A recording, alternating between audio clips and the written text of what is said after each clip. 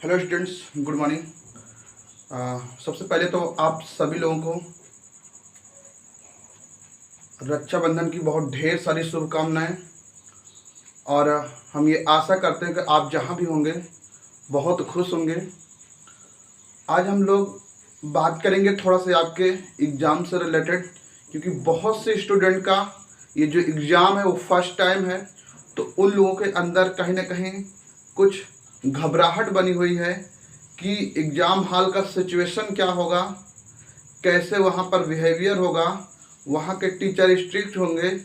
तो इन सब के बारे में थोड़ा सा हम लोग डिस्कस करेंगे, ओके, जिससे कहीं ना कहीं आपको थोड़ा से बेनिफिट होगा। ओके, चलिए। तो फाइनल ये है कि आप जैसे एग्जाम हॉल में जाइए तो वहाँ पर आप अपने आप को एकदम से व्यवस्थित रखना है। आपको ये नहीं कि वहाँ पर जाना है, एटीट्यूड दिखाना है, अदर कॉलेज बिल्कुल नहीं। सबसे पहले आप वहाँ एग्जाम देने गए हैं और एज ए स्टूडेंट हैं, तो सबसे पहले आपको स्टूडेंट का जो एक नेचर होता है आपको उसको वहाँ पे प्रेजेंट करना है।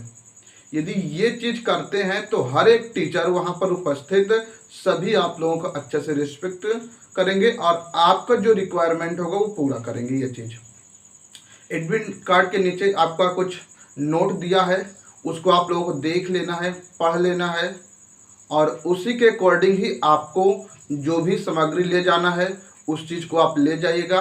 ओके, तो कुल मिलाकर के आप अपने आप को एकदम से व्यवस्थित वहाँ पे जाकर के व्यवस्थित रखना है, ठीक है। ये चीज़ तो यही चीज़ें हैं।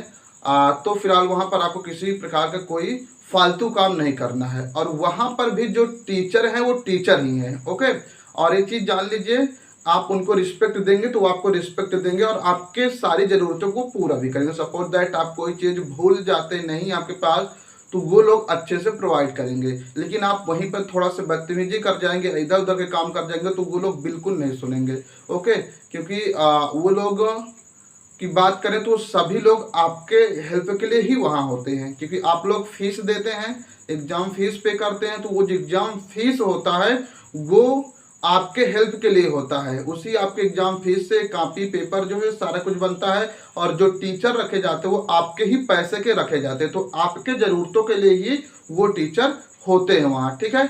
तो इस चीज़ को आपको अच्छे से माइंड में रखना है और इस चीज़ को सोच करके ही आगे बढ़ना है, ठीक है। तो यही सारी चीज़ें थी थोड़ी थोड़ी। और फिलहाल आप लोग तो काफ़ी ज़्यादा स्ट्रांग हो ही गए हैं, क्योंकि आप क्लास 12th तक ऑलरेडी पढ़े ही हैं। साथ ही साथ आप इधर फिर 1 से 2 साल आप लोग प्रिपरेशन किए, तो कुल मिलाकर के आपका जो तैयारी काफ़ी अच्छी है, ठीक। तो इसलिए आपको बिल्कुल डरना नहीं है, एकदम स्ट्रिक्ट रहना है अपने आप को, ठीक। और हमेशा ये नहीं गलती करना है कि कुछ अलग सोचे, मतलब हमेशा अपने माइंड को पॉजिटिव ही रखना है। ओके, और बात करें पेपर आपको कॉपी कैसे लिखना है, तो उसके लिए एक चीज जान लीजिए कि सबसे पहले आपके जितने भी क्वेश्चन 70-75 क्वेश्चन जो भी आएंगे, तो उस क्वेश्चन में पहले 2 से 3 मिनट जो भी लगेगा, 5 मिनट आप क्वेश्चन को आप पढ़ लीजिएगा पहले बात। और क्वेश्चन को पढ़ने के बाद आपको देख लेना कि कितने क्वेश्चन आपको डायरेक्ट आ रहे हैं।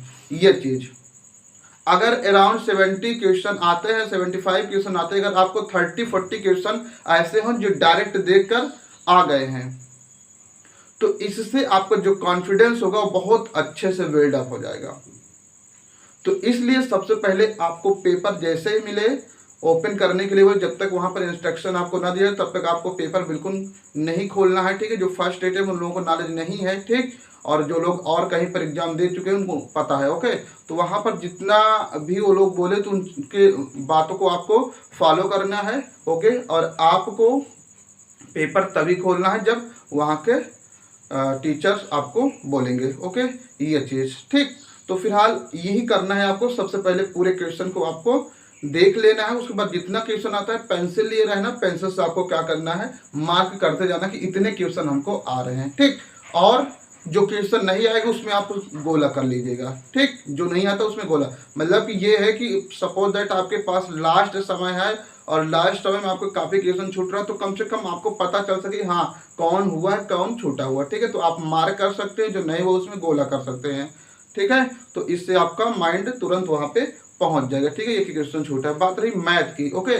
तो मैथ में भी आपको यही करना है कि पहले जितने क्वेश्चन आते हैं वो सारे क्वेश्चन आपको अटेम्प्ट कर ही लेना है, फिर बाद में जो क्वेश्चन नहीं आते हैं उसमें आपको समय देना है। ओके, करके अपना फिलअप भी करते जाना। ये मत कीजिएगा कि आप कुछ क्वेश्चन किए और उसके बाद छोड़ दिए, ठीक है। आपको नहीं मार्क करने के साथ साथ आपको जैसे एक बार पढ़ लिए, पढ़ने के बाद सारे क्वेश्चन पहले भर लो जितने आ रहे हैं एग्जैक्ट, ठीक। फिर उसके बाद आपको क्या करना है, जो क्वेश्चन नहीं आता है उसमें आपको समय लगाना है। बात रही समय की, तो समय आप लोगों को बहुत ढेर सारा है। अदर एग्जाम के अपेक्षा अगर इसमें देखोगे तो जो समय है, समय बहुत ज़्यादा है। 75 क्वेश्चन है, आपके पास समय कितना है, 3 घंटे है, तो बहुत होता है। ओके, और बात करें यहाँ पे इसी के कंपेरिजन में अभी आप एयरफोर्स, नेवी या अदर एग्जाम की बात करें तो वहाँ पर सिर्फ और सिर्फ आपका यही क्वेश्चन करने के लिए 60 मिनट मिलते हैं। 75 क्वेश्चन करने का 1 ही घंटा मिलता है। तो एक चीज़ जान लीजिए, जो आपके पास समय वो बहुत ज़्यादा है, आराम से आप कीजिएगा।